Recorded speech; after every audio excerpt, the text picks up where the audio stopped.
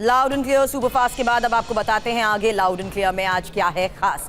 आपको बता दें पहली खबर ईरान से है, जहां पहली बार प्रदर्शनकारी हावी नजर आ रहे हैं। और ईरान के किस शहर पर प्रदर्शनकारियों का कब्जा हो चुका है, ईरान पर कब हमला कर सकता है अमेरिका, पूरी डिटेल लाउड एंड क्लियर अंदाज में आपके सामने होगी।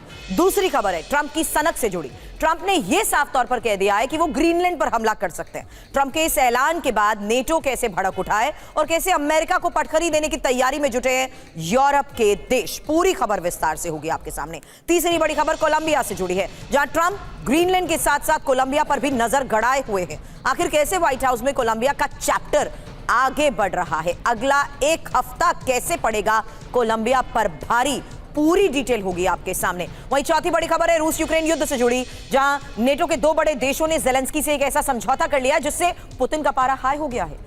क्या है ये समझौता, कुछ ही देर में आपके सामने लाउड एंड क्लियर अंदाज में डिटेल। लेकिन शुरुआत इस वक्त की बड़ी खबर के साथ, क्योंकि दुनिया इस वक्त डोनाल्ड ट्रंप के बारूदी फैसलों की जद में है और वेनेजुएला की राजधानी में घुसकर वहां के राष्ट्रपति के अपहरण ने पूरी दुनिया को चौंका दिया है। लेकिन डोनाल्ड ट्रंप के इरादे सिर्फ वेनेजुएला तक सीमित नहीं है। वेनेजुएला के बाद ट्रंप के टारगेट पर अब ईरान, ग्रीनलैंड, कोलंबिया भी हैं, यानी 3 और टारगेट। ईरान पर व्हाइट हाउस में कई मीटिंग्स हो चुकी है, कोई गंभीर फैसला लिया जा सकता है। ग्रीनलैंड के बारे में खुद ट्रंप ने अपनी जुबान से यह कह दिया कि ग्रीनलैंड के लिए जंग भी छेड़ी जा सकती है। लैटिन अमेरिकी देश कोलंबिया पर भी ठीक बड़ा फैसला अमेरिका ले सकता है, यानी अमेरिकी खतरा इस पर भी मंडरा रहा है। कोलंबिया में भी वेनेजुएला क्या दोहराया जा सकता है, यह एक बड़ा सवाल है। शुरुआत फिलहाल ईरान से करते हैं, क्योंकि ईरान में विरोध प्रदर्शन का आज 10वां दिन है और इस दौरान हुई हिंसा में अब तक 36 लोगों की मौत की खबर है। हालांकि ईरान के अदनान में भारी उथल पुथल की यह तस्वीर देखिए।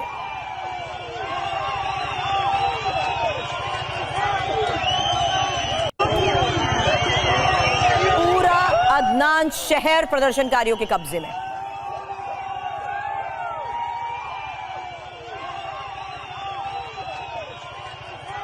सरकारी इमारतों में भी प्रदर्शनकारी घुस गए हैं।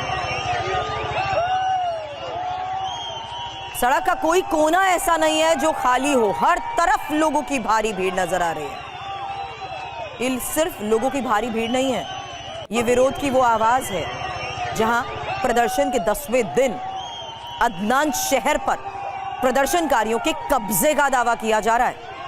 यही वजह है कि सरकारी इमारतों में भी प्रदर्शनकारियों के घुसने का दावा किया गया है। सरकारी कामकाज नहीं चल पा रहा है। उनकी वेबसाइट विज़ग्रेड इसको लेकर फिलहाल क्या दावे कर रही है, डिटेल अब आपके सामने।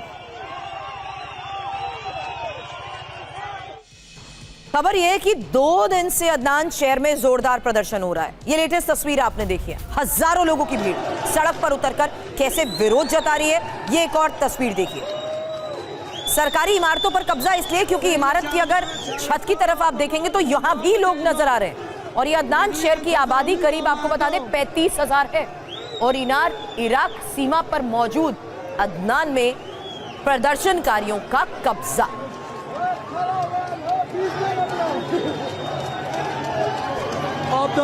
ईरान से आई पहली तस्वीर आपने देखी है, ये सिर्फ अदनान शहर की तस्वीर आप देख रहे हैं। ऐसी अलग अलग इलाकों से आई वो तस्वीरें अब आपके सामने होंगी, जहां सड़क पर लोग तो नजर आएंगे लेकिन उसी दौरान हो रही आगजनी, पथराव, फायरिंग।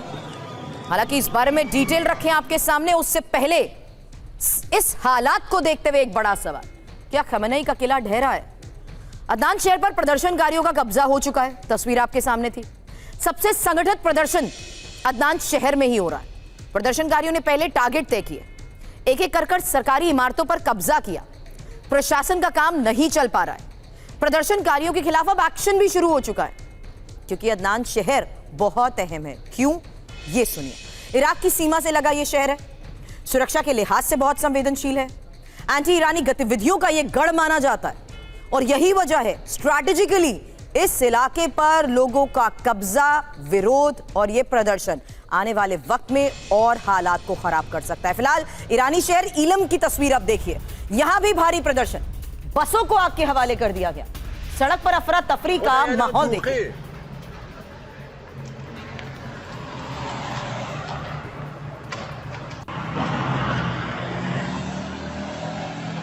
जो बात मैंने जिक्र की, अभी तक आपने अदनान शहर में लोगों की भारी भीड़ देखी थी।